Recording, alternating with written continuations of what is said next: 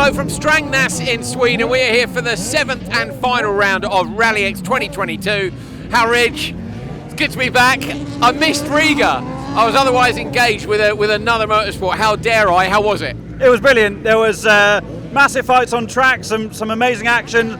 Always brilliant to go to that venue. It was great, and it set us up for a brilliant final weekend this weekend. So behind us, this is Junior Cross Car heading out on this track. This is my first time at this track. Hal's been here a couple of times before. There's been a couple of modifications because Nitro Rallycross is coming here next week. There's a big jump, Hal, in the exit of turn 1, I think, that wasn't here before. Yeah, exit of turn 1 is now a big gravel jump, like you say, and that down ramp goes all the way down into turn 2. Some changes as well to the Joker lap. It used to be on the inside of the first corner. That used to bring loads of drama, and now that Joker lap section's been moved to the end of the lap, so that's going to be just as dramatic, and we'll see it all weekend, but it's going to be really interesting on the entry there at least. So say Junior Cross Car heading out now. This is their first practice session. We'll head down into the paddock. Come on, Peter, this way. Here we go. 5 categories. So we're going to be crowning a champion in Junior Cross Car, Open 2-wheel drive, Supercar Light, and Supercar. Now, Supercar Light is probably the championship. Well, I was about to say that's most likely settled already. Nobody won. They came close in Riga, but you have to count this last round, and there's one dropped score, and it's going to be fun on the graphics. We'll figure it out. But basically, it is all still to play for. One or two of the categories a little closer than the others.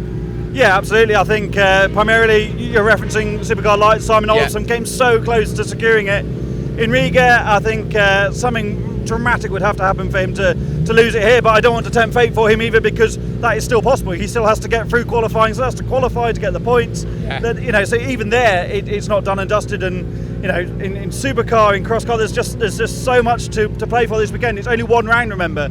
So if you can't afford to have a bad first day and get it all back in the second round, like they have been able to in the doubleheader so far this year. Yeah, so all the other rounds have, as Hal has said, have been doubleheaders. Here's a couple of our front runners from Cross Car. You've got Patrick Hallberg here. Patrick's been pulling some decent wheelies this year off the start line. Ronald Baldins is here. Yes, Ronald's nice one.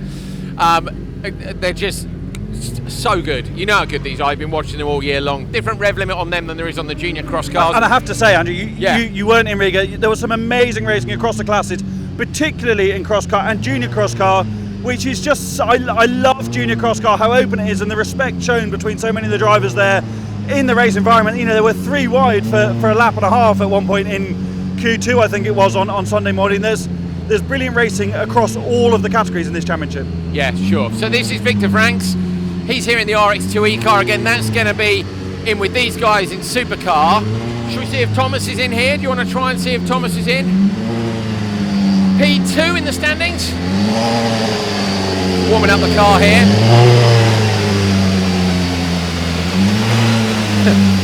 This is going to be one of those paddock walks where we don't find anybody. We'll see if he's out the back maybe. Is Thomas here? He's over there. Okay, Thomas isn't here, he's out on the track. So it's a good start. Watch out for the kids' toys down here, look.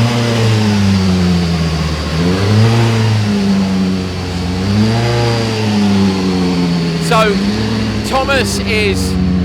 I think Thomas is second in the standing. So at the top of the table, first of all, you've got Johan Kristoffersson and Niklas Gronholm. They're on 113 points each, tied. But Johan isn't here this weekend.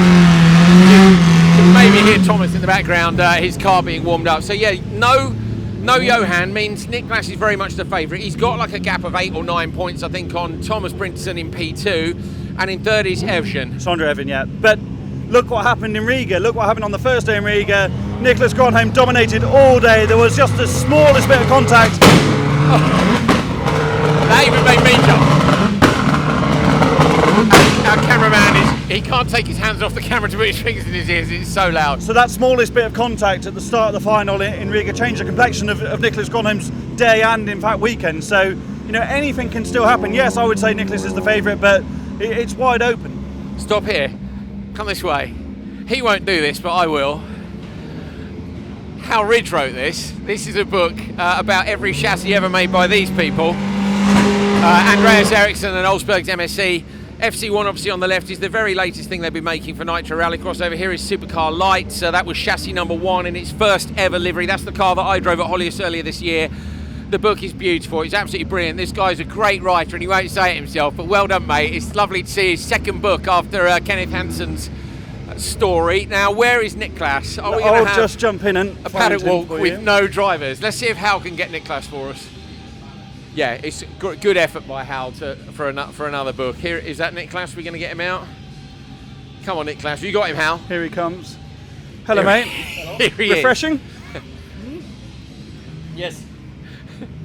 Niklas. Riga, I wasn't there, and I gather you weren't there for half of it either. It didn't go according to plan, did it? No, not really. Tell me what happened, as if I haven't seen it. Yeah, well, not much to say.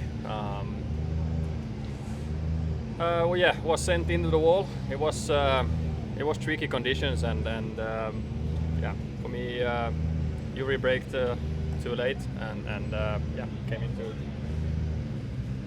my rear door, and yeah, I couldn't really do anything. I tried to save it, but okay, it was I could, like, without Baby it wouldn't have been that bad. Okay, I had already the wheel broken after the hit with Yuri, so I probably wouldn't have finished too high either way. But yeah, when Baby hit the front, that was game over. Yeah, and it wasn't even a big hit, was it? When it was just a reasonably small touch, but the consequences were huge. So low grip in that corner, as we know, and then, like you say, it was the impact with the wall. And then just explain where you got impacted in the car and what happened with that second impact from Baby's car. Yeah, I mean, it's always the case of how things look from the outside and from the inside. The hit was reasonably hard, I would say. Like, it doesn't look too bad on the video from the outside, but it was quite a hard nudge. And yeah, then Baby hit me basically where the fender ends, and yeah, that caused quite a lot of damage. Luckily, it was, in the end, it was something we could sort out, but we couldn't have done it on the racetrack. So we had to go back to Finland and straight it out, and it was kind of a game against the clock. But the car was ready yesterday, so it was pretty tight. Okay, so big re-prep on the car. Niklas actually hurt his foot as well. That looks pretty decent. You're leading the championship, equal with Johan. Of course, Johan's not here this weekend, so this is yours for the taking, but that's not that easy against this competition. No, I mean, it doesn't really need much to kind of be level with Thomas. Like, anything can happen. That we know. So nothing's decided yet. But I'm sure we have all it takes to win also. But yeah, let's see how it goes.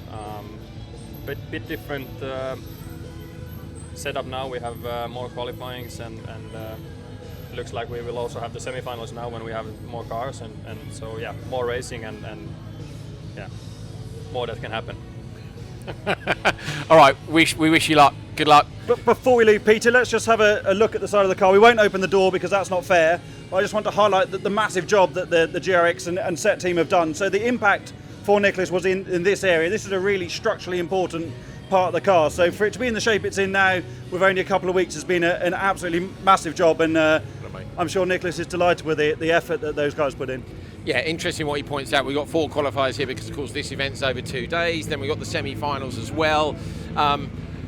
You know, he's obviously worrying, isn't he? I think he's got his Riga head on. That's out of his hands, what happened in Riga, and it can be here as well. So, yes, he has a championship lead, but against the likes of these guys from JC, particularly Evgen on the end, who's in P3. I don't know if Sondra is here or not. Go on, Hal, you do a recce. But yeah, Sondra Evgen, this car here, is in P3 in the standings at the minute. There are actually a couple of other drivers who are within a shout. Once you get into that drop score situation, the points get a little bit more complicated. But it is Sondra who's in P3. If he's here, we'll have a chat with him. He's not here.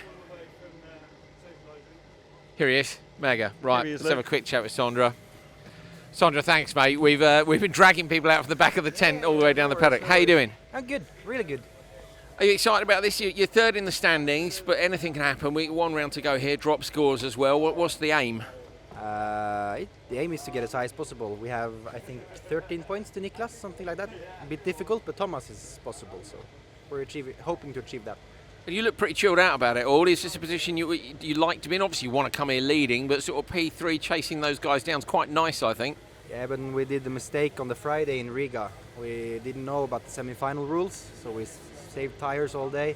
So I felt kind of lost the championship there. So everything now is a bonus. So. Okay, so full send and just try. Yeah, we have to go like that. And such a different circuit here as well. They've made big changes to Strängnäs, but Riga 2 weeks ago, it's like a total different mindset now.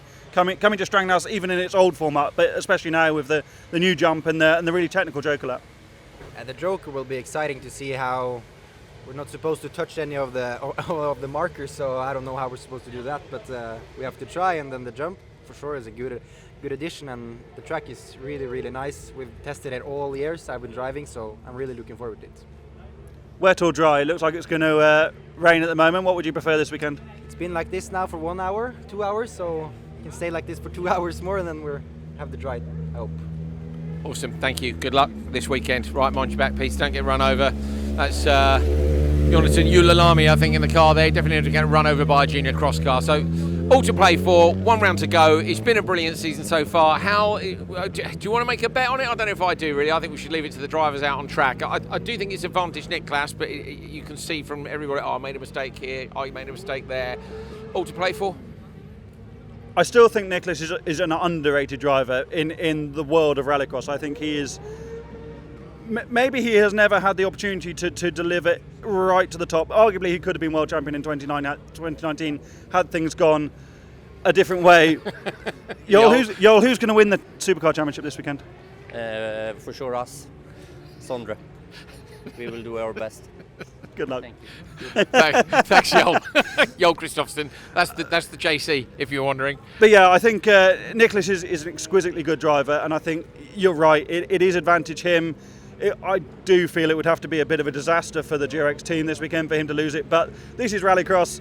This is Rally X, and we've seen that anything can happen. It can indeed. So 5 titles to be settled this weekend. Don't miss any of it. It's going to be live all weekend long. I think we start around 11:15 local time on both Saturday and Sunday. See you then.